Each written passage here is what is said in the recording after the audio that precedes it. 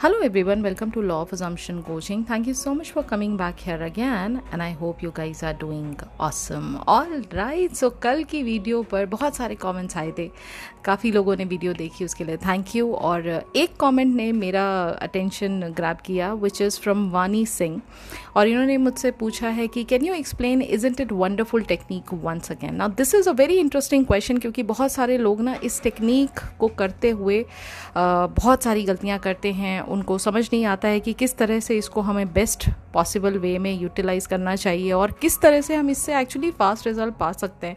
तो आज मैं इसी टेक्निक को प्रॉपर तरीके से बहुत डिटेल वीडियो बना रही हूँ आप सभी लोगों के लिए, ताकि आप इसको ध्यान से सुने, ध्यान से देखें। और मुझे लगता है कि ये वीडियो सुनने के बाद देखने के बाद आपको एक्चुअली ये टेक्निक से रिलेटेड और कोई क्वेश्चन नहीं रहेगा। बट चलो एनी विच वे, अगर होगा भी तो आप कमेंट में मुझे लिखकर पूछ सकते हैं। Will try to answer all those questions.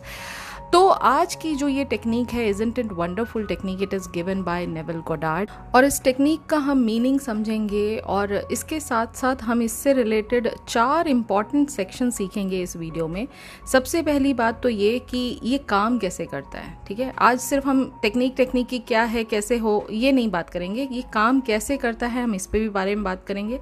दूसरा जो इम्पॉर्टेंट क्वेश्चन है वो है इसके पीछे एक्चुअल साइकोलॉजी क्या है, हम इसको भी समझेंगे। और लोग सबसे बड़ी गलती क्या करते हैं, the biggest mistake that everyone is doing without knowing how it actually works, will be discussing that also. और इससे फास्टेस्ट रिजल्ट आपके मैनिफेस्टेशन में कैसे आप पा सकते हैं, आज हम इसको भी सीखेंगे। तो सबसे पहले इजंट इट वंडरफुल का मतलब क्या है, इसका मीनिंग समझ लेते हैं क्या है, फिर उसके बाद आगे बढ़ते हैं। तो इजंट इट वंडरफुल में जो वर्ड वंडरफुल है ना, वंडरफुल का मतलब क्या होता है? वंडरफुल का मतलब होता है बहुत कमाल की चीज़, फैंटास्टिक, अमेजिंग, बहुत ही एक्सेलेंट जो चीज़ है उसको आप वंडरफुल कहते हैं। यानी it is expressing a happy thought, happy feeling, right. और हैव यू एवर नोटिस कि जब भी कोई अच्छी न्यूज़ मिलती है तो हमारा ऑटोमेटिकली जो माइंड है वो किस तरह से काम करता है? जैसे कि सैलरी क्रेडिट हो गई, वाओ सैलरी, वाओ हम बोलते हैं ना, वाओ बोलते हैं, सैलरी क्रेडिट हो गई थी ना, एग्जाम क्लियर हो गया, oh my God I have clear my examination, right. या एसपी का मैसेज आ गया, यस फाइनली मेरे एसपी का मैसेज आ गया। हम अंदर से इस फीलिंग को महसूस करते हुए ये थॉट्स को बार बार रिपीट करते हैं। उस मोमेंट पे आप कॉन्शियसली क्या कर रहे हो? आप हैप्पी बनने की कोशिश नहीं कर रहे हो, आपके अंदर हैप्पीनेस ऑलरेडी मौजूद है। आप बस उस एक्सप्रेशन को, यानी उस हैप्पी एक्सप्रेशन को इन वर्ड से एक्सप्रेस कर रहे होते हो, राइट। और नेविल गोडार्ड ने भी इसी फीलिंग को एक पावरफुल टेक्निक बना के यहाँ पर दिया, जिसका नाम उन्होंने रखा है इजंट इट वंडरफुल। तो ये इजंट इट वंडरफुल हमेशा जब भी आपको इस्तेमाल करना है वो कैसे करना है कि isn't it wonderful plus your fulfilled state का एफर्मेशन। एग्जाम्पल के तौर पे, isn't it wonderful that I have got my dream job, और isn't it wonderful that I am happily married to my SP. ये आपके पूरे एफर्मेशन को complete बनाता है। और यहाँ पर आप अगेन जब ये बात आप कर रहे हैं, जब ये आप एफर्मेशन बोल रहे हैं, तो आप फ्यूचर को, एक हैप्पी फ्यूचर को अभी इस प्रेजेंट मोमेंट में जी रहे हैं। क्योंकि इस पूरे एफर्मेशन को बोलने के बाद जहां भी हमने वर्ड लगा दिया वंडरफुल, आपने उसको पहले ही मान लिया कि आप इस पूरे के पूरे एफर्मेशन को बोलते वक्त कितने खुश हैं, अंदर से आप कितने ज़्यादा हैप्पी हैं, ठीक है। तो इसका मतलब क्या है, इस टेक्निक में आप स्पेसिफिक डिज़ायर के बारे में डायरेक्टली नहीं सोच रहे हो, आप इनडायरेक्टली उस फ्यूचर को आज जी रहे हो। आप बस एक जनरल फीलिंग को क्रिएट करते हो कि वाओ मज़ा आ गया भाई, मेरी तो ये चीज़ पूरी हो गई, राइट। या कितनी अमेजिंग चीज़ हुई ना मेरे साथ कि जो मैंने सोचा था वो मैंने पा लिया। बस इतना ही है। उस फीलिंग को क्रिएट करने के लिए आप उन शब्दों का इस्तेमाल कर रहे हो। मतलब जैसे मैंने कहा, जब हम अंदर से हमारे साथ कोई जो चीज़ होती है तो हम क्या करते हैं, हम उस चीज़ को एक्सप्रेस करते हैं। यानी हमारे एसपी का मैसेज आ गया, यस फाइनली मेरे एसपी का मैसेज आ गया, मैसेज आ चुका है, फिर आपने ये वर्ड्स बोले। इजंट इट वंडरफुल इसका कंप्लीट ऑपोजिट है। आप वो वर्ड्स बोल रहे हैं क्योंकि आप उस फीलिंग को अभी फील करना चाहते हैं जो फ्यूचर में आपके साथ होने वाली है। आप समझे दोनों में डिफरेंस क्या है? हम उसको सिर्फ रिवर्स करें, बाकी फीलिंग वही है। समझ रहे हो? आप उसमें कोई चीज़ को ना फोर्स नहीं कर रहे हो, वो माइंड खुद ही ढूंढ रहा है। जब भी हम कहते हैं वेरी गुड, तो वेरी गुड का मतलब क्या होता है? माइंड को क्या समझ में आता है? कोई तो अच्छी बात हुई है भाई, कहीं तो अच्छी बात हुई है। या किसी ने कहा वाओ, तो पीछे से आप मुड़ के देखते हो कुछ तो अच्छा हुआ है कहीं पर। समझ रहे हो? क्योंकि माइंड उस वर्ड से वो हैप्पी फीलिंग को एसोसिएट करता है। राइट तो ये मैजिक जैसा नहीं है, ये एक साइकोलॉजिकल पैटर्न है जिसको हम एनकैश करते हैं हमारे मैनिफेस्टेशन को फास्टन अप करने के लिए। एक सिंपल सा एग्जांपल ले लेते हैं। जैसे आप ऑफिस से घर आए, ठीक है, डोर खोला और पूरे घर में ना एक बहुत ही खूबसूरत सा माहौल बना हुआ है, फ्रेश फ्लावर्स लगे हुए हैं, लाइट्स ब्यूटीफुल लगी हुई है, आपका बहुत खूबसूरत सा गाना बज रहा है, पीछे फेवरेट सॉन्ग बज रहा है और आपका फेवरेट फूड भी बना हुआ है, सॉफ्ट म्यूज़िक चल रहा है। धीरे धीरे माहौल में आप जब अंदर घुस रहे हैं तो आप देख रहे हैं कि कितनी सीरीन और कितनी जैसे काम फीलिंग आपको अंदर आ रही है। और आपका पहला रिएक्शन क्या होगा? आप ये थोड़ा ना सोचोगे कि ये फ्लावर्स किसने दिए, इलेक्ट्रिसिटी का बिल कितना हो जाएगा, ओ माय गॉड इतने सारे अप्लाइंसेस एक साथ चल रहे हैं तो मतलब मेरा तो आज भट्टा बैठने वाला है। No, you don't think like that. सबसे पहला रिएक्शन आपका यही होगा, ओ माय गॉड वाह आज कुछ खास है क्या, क्या बात है, आज इतना अच्छा घर क्यों सजा हुआ है, क्या है आज तो, अरे वाह खाने की भी तो बहुत अच्छी खुशबू आ रही है। Your mind immediately changes the reaction. वो एक ये जो मतलब फीलिंग है ना, एक फीलिंग में जितना एक्साइटमेंट आप दिखाएंगे, वो जो आपके अंदर की एक फीलिंग जो जाहिर कर रही है, वो ना ही सिर्फ एक्साइटमेंट जाहिर कर रही है बल्कि आपका ग्रैटिट्यूड, आपका सरप्राइज, आपका जो अंदर की जो खुशी है, कंटेंटमेंट है, वो भी आपके सामने इन वर्ड्स के थ्रू बाहर आ रही है। तो एग्जैक्टली वही इमोशनल स्टेट तो नेविल सर भी रिक्रिएट करवाना चाह रहे हैं इस पर्टिकुलर टेक्निक से, राइट। तो इसीलिए हम इस टेक्निक का इस्तेमाल करते हैं अपनी उस मेंटल स्टेट में पहुंचने के लिए जहां हम अपनी डिज़ायर को ऑलरेडी पूरा मान चुके हैं।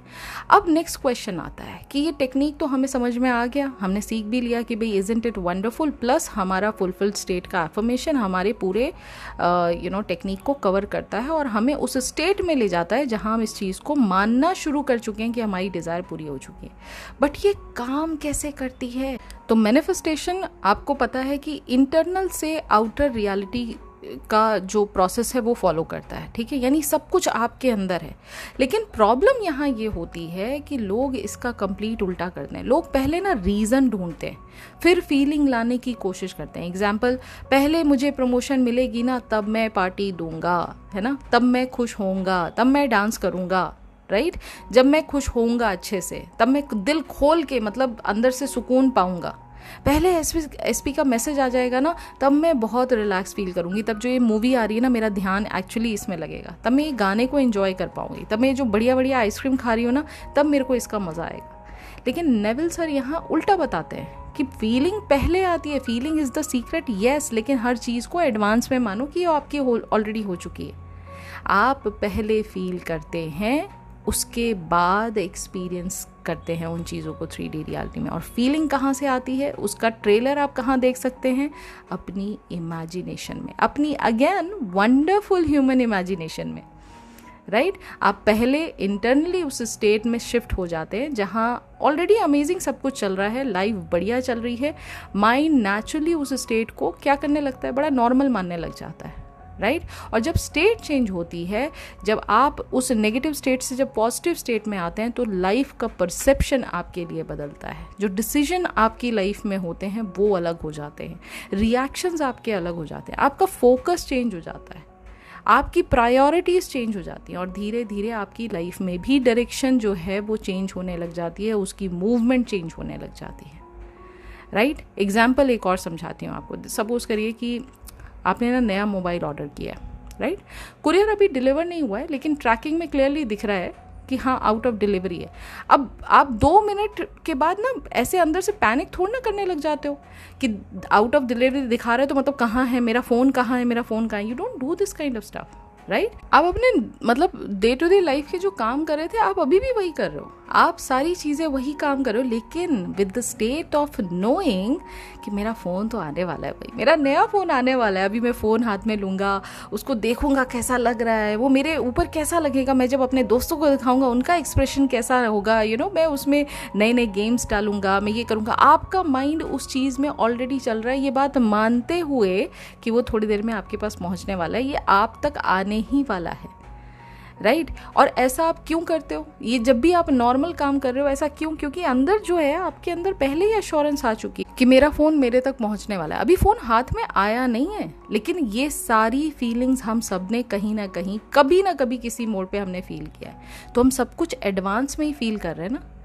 हम एडवांस में ही फील कर रहे हैं ना, it is exactly how isn't it wonderful also works. वो आपका इमोशनल काइंड ऑफ एक ब्रिज है जो शॉर्टकट आपके लिए बनाता है कि भाई आप जहाँ अभी करंट बैठे हो ना, उस स्टेट में जहाँ दूसरी टाइमलाइन है, जहाँ ये चीज़ ऑलरेडी आपकी पूरी हो चुकी है, जब आप उस टाइमलाइन को एक्सपीरियंस करते हो तो आप इजंट इट वंडरफुल कहते हो। क्योंकि ये जब भी हम बोलते हैं इजंट इट वंडरफुल, कितने कमाल की बात है ना कि मेरी जॉब लग गई, ये कब बोलोगे आप? जब कोई चीज़ आपकी पूरी हो चुकी है। ठीक है, अब आगे बात करते हैं कि अब हमने ये समझ लिया टेक्निक क्या है, हमने ये भी समझ लिया ये काम कैसे करती है। अब बात ये करते हैं कि सबसे बड़ी मिस्टेक क्या करते हैं लोग।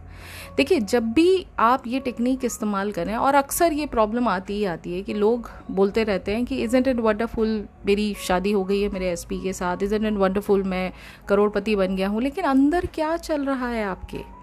क्या आप अभी भी 3D से इन्फ्लुएंस होके अंदर ही अंदर, मतलब बोले तो जा रहे हो अफर्मेशन लेकिन मीनिंगलेस, क्यों? उसका कोई मेरा मीनिंग नहीं है। मैं अभी भी, मेरा पूरा ध्यान, मेरा फोकस जो है वो मेरे एसपी का मैसेज नहीं आया है उसी पर है।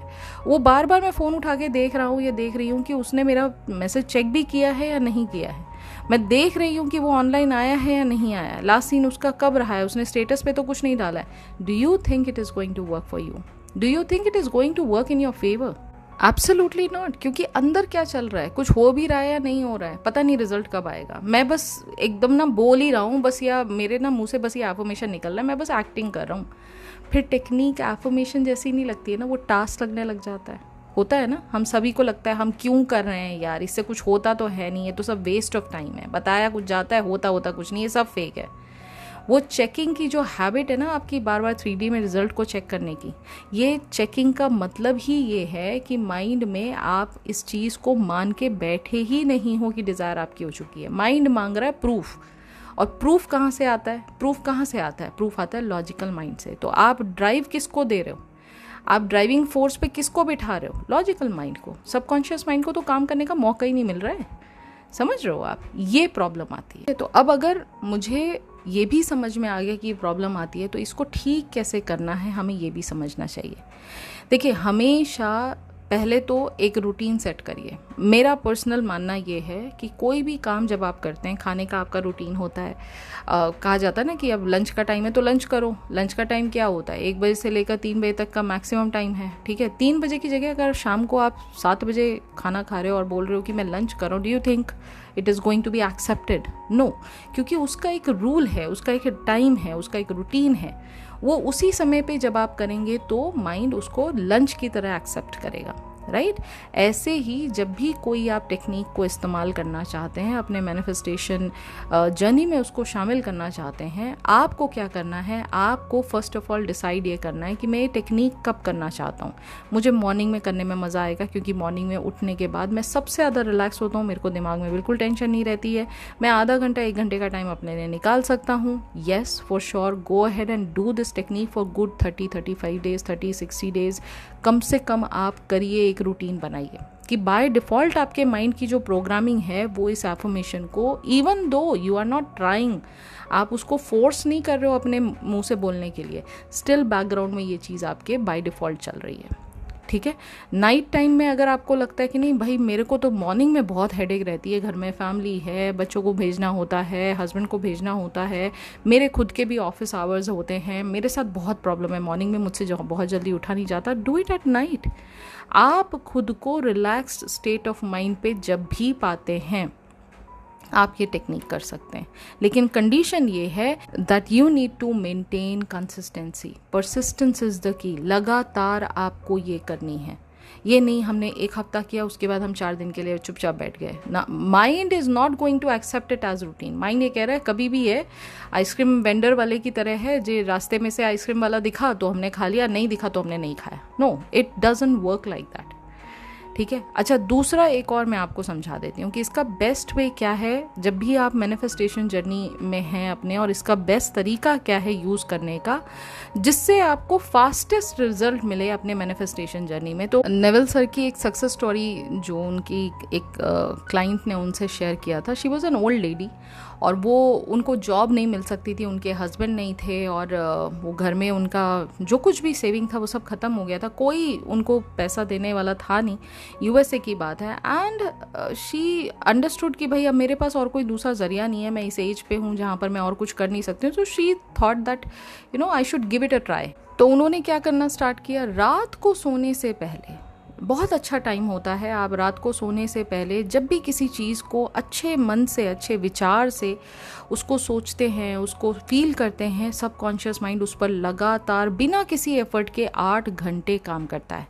तो उन्होंने भी क्या करना स्टार्ट किया, उन्होंने ये एफर्मेशन जो है, isn't it wonderful that something good is happening to me, right, something great is happening to me. उन्होंने ये बोलना स्टार्ट किया बिना ये सोचे कि कहाँ से पैसा आएगा, कोई पर्सन मेरी मदद करेगा या नहीं करेगा। She started doing this every night. और ये तब तक वो बोलती थी जब तक उनको नींद ना आ जाए। अब हो सकता है 5 मिनट में नींद आ जाए, हो सकता है भाई 1 घंटा भी लग जाए, लेकिन जब तक नींद नहीं आ रही है वो बोले जा रही है, रिपीट किए जा रही है, अपने माइंड में रिपीट किए जा रही है। And she is just feeling very sweetly that she is काम, she is composed and she is feeling satisfied, she is feeling happy about this state. Okay, and जब उन्होंने इस फीलिंग को बार बार प्रोवोक करके और इस एफर्मेशन को लगातार बोला, then there was this one friend of hers जो उनसे मिलने के लिए आए, और मतलब जो बहुत बड़े इंसान बन चुके थे अपने टाइम के, उनके कॉलेज फ्रेंड या कोई थे, उनके कॉलीग थे या क्या थे।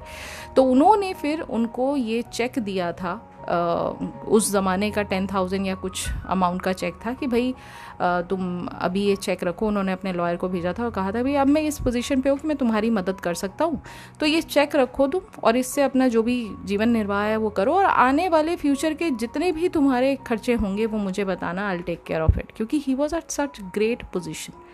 तो सबसे बेस्ट तरीका आपके लिए क्या है, मेरा कहना ये है, इसको रात को कीजिए, मॉर्निंग में नहीं, रात को कीजिए, कोशिश करके जब आप बिल्कुल रिलैक्स स्टेट ऑफ माइंड में। और मैं अगर पर्सनली आपको अपनी तरफ से भी कुछ गाइडेंस दूँ, हमेशा कोई भी मैनिफेस्टेशन टेक्निक करने से पहले मेडिटेशन ज़रूर किया कीजिए। ट्रस्ट मी, आपके लिए मतलब वो बूस्टर का काम करता है। जैसे वो नाइट्रो बूस्ट होता है ना, वो व्हीकल की पूरी की स्पीड जो होती है वो 3 गुना बढ़ा देता है। लिटरली मेडिटेशन के बाद जब भी आप अपनी टेक्निक का इस्तेमाल करते हैं, वो आपके मैनिफेस्टेशन जर्नी का बूस्टर होता है, वो बूस्टर की तरह काम करता है। तो मेडिटेशन भले चाहे 10 मिनट का कीजिए, चाहे 15 मिनट का कीजिए, जितना कंफर्टेबल है आप, लेकिन माइंड को रिलैक्स करके इस टेक्निक का इस्तेमाल कीजिए। ओके, और कोशिश करके रात को कीजिए जब आप बिल्कुल रिलैक्स्ड हैं, nobody is disturbing you, and then keep on repeating what you want.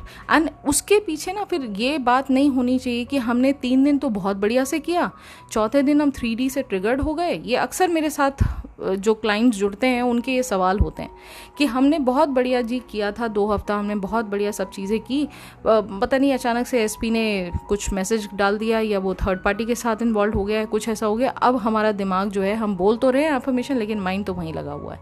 Not going to work, not going to work. तभी मैंने कहा मेडिटेशन कीजिए। जब भी आप मेडिटेशन करते हैं, मंकी चैटर जो माइंड में चल रहा होता है तो उसको आप शांत करते हैं, and that is very much essential. अगर आप मैनिफेस्टेशन को लिटरली डेलिबरेटली बिना किसी एफर्ट के एफर्टलेस तरीके से, without even lift a finger, तो आपको सबसे अच्छा तरीका मैं बता रही हूँ कि आप मेडिटेशन कीजिए और आंख बंद करके बिल्कुल एक ऐसे स्टेट में पहुँच जाइए कि भाई 3D से तो मुझे मतलब है ही नहीं, 3D तो है ही नहीं मेरे लिए। मैं अब उस स्टेट में जा चुकी हूँ या जा चुका हूँ जहाँ मैं अपनी रियलिटी का मालिक हूँ।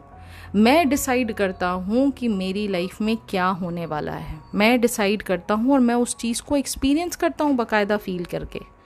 ठीक है, आप उस जगह पहुँच जाइए और इसको रिपीट कीजिए आप कम से कम 2 से 3 मिनट, 4 मिनट, जब तक आपको नींद नहीं आ जाती इसको रिपीट कीजिए, and then you go to sleep. सबसे आसान एफर्टलेस तरीका, क्योंकि इस तरीके में ना आप कोई फोर्स नहीं डाल रहे हैं अपने मैनिफेस्टेशन पर। ठीक है, किसी भी चीज़ को आप फोर्सफुली नहीं कर रहे हैं, तो ये तरीका सबसे अच्छा। और इससे ट्रस्ट मी, आप कोई भी टेक्निक उठा लीजिए, not only isn't it wonderful, लेकिन कोई भी आप टेक्निक उठा लीजिए, तरीका यही होता है। इससे आपको रिजल्ट बहुत जल्दी, बहुत फास्टेस्ट वे में और बहुत ही अच्छे तरीके से आपको मिलते हैं रिजल्ट, राइट। और इवन नेविल सर ने भी यही कहा है ना, assume the feeling of wish fulfilled and continue feeling that it is fulfilled until that which you feel objectifies itself. इस कोट का मतलब बहुत सिंपल है कि यहाँ ये नहीं कहा जा रहा है कि भाई आप दिन भर इमेजिन करते रहो, दिन भर रोबोटिक एफर्मेशन करते रहो, दिन भर आप स्क्रिप्टिंग करते रहो। वो सिंपली यहाँ ये कह रहे हैं कि जो फीलिंग नेचुरली डिज़ायर फुलफिल होने के बाद आती है, आपका फोकस उस फीलिंग पर होना चाहिए। उस फीलिंग को आप अभी एक्सपीरियंस कर लो, क्योंकि सबकॉन्शियस माइंड वर्ड से कम फीलिंग से ज़्यादा इम्प्रेस होता है। जो चीज़ आप लगातार फील कर रहे हो, या इवन वर्ड्स भी जो बोल रहे हो वो फीलिंग्स के साथ बोल रहे हो, it is what is going to impress your subconscious mind beautifully. ठीक है, तो ये कोई मैजिक सेंटेंस तो नहीं है, लेकिन हाँ ये मैजिक सेंटेंस आप बना सकते हो। Magic is with in you, आप हो मैजिकल, सेंटेंस मैजिकल नहीं है, technique is just a tool.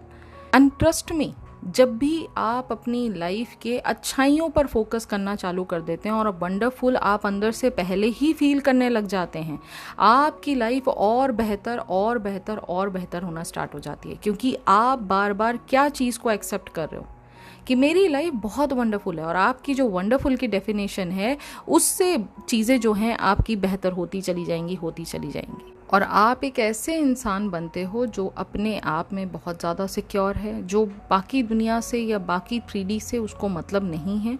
आप धीरे धीरे उस इंसान की तरह सोचने लग जाते हो जो ऑलरेडी वंडरफुल जैसा फील कर रहा है, उसी की तरह रिएक्ट करने लग जाते हो, उसी की तरह जीने लग जाते हो। जिसके लिए लाइफ एक वंडरफुल लाइफ है, वो एक वंडरफुल लाइफ को नॉर्मल लाइफ की तरह मानता है।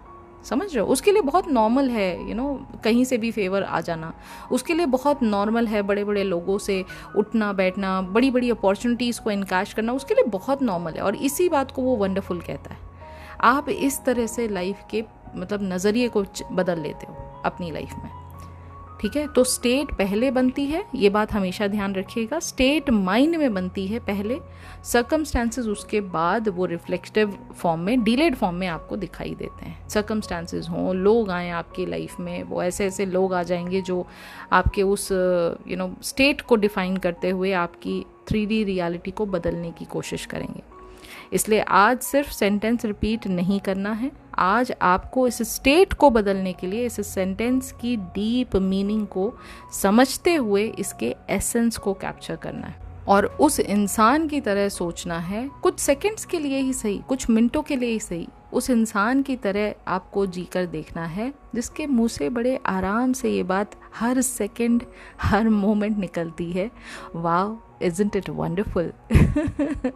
तो ये आपको ध्यान रखने वाली बात है। ठीक है, सो मुझे लगता है आज की ये जो टेक्निक है बहुत डिटेल में मैंने समझाई है। होपफुली आपको ये टेक्निक समझ में भी आई होगी, आपको इसका मीनिंग समझ में आया होगा, आपने इसको बहुत डिटेल में समझने के बाद गलतियां कहाँ हो रही हैं उसको भी ठीक करने का जो मैसेज मैंने आपको दिया है वो अच्छे से पकड़ा होगा। और अगर आज की वीडियो आपको पसंद आई, आज का ये टॉपिक आपको अच्छा लगा, आज की एक्सप्लेनेशन पसंद आई, वीडियो को प्लीज़ लाइक ज़रूर कीजिएगा। कॉमेंट मी डाउन, हो सकता है आपका ही कोई कॉमेंट से लेकर मैं एक नई वीडियो बना दूं, तो प्लीज़ कमेंट में अपनी अपनी चीज़ें मुझे ज़रूर लिखिएगा, या आप भी अगर कोई टेक्निक कर रहे हैं तो उसके बारे में मुझे ज़रूर लिखिएगा। Now I will be meeting you very soon in the next video. अगर आप बहुत सीरियस क्लाइंट हैं और किसी पर्टिकुलर डिज़ायर में आप कहीं स्टक फील कर रहे हैं, एक मैनिफेस्टेशन में आप बहुत ज़्यादा परेशान हो रहे हैं, तो आपके लिए 1-to-1 कोचिंग प्रोग्राम भी अवेलेबल है। इस गिवन नंबर पर आप मुझे कॉन्टैक्ट कर सकते हैं। आप अगर शॉर्ट टर्म कोचिंग लेना चाहते हैं which is available for 30 minutes and 60 minute, it is also available. For that also please contact me on the given number. अगर वर्कबुक में इंटरेस्टेड हैं तो भी आप इस गिवन नंबर पर मुझे कॉन्टैक्ट कर सकते हैं। और साथ ही साथ अगर आप पर्सनल कस्टमाइज सब्लिमिनल बनवाना चाहते हैं या पर्सनल मैनिफेस्टेशन स्क्रिप्ट बनवाना चाहते हैं, आप मुझे इस गिवन नंबर पर कॉन्टैक्ट कर सकते हैं। तो yes, that's it for today.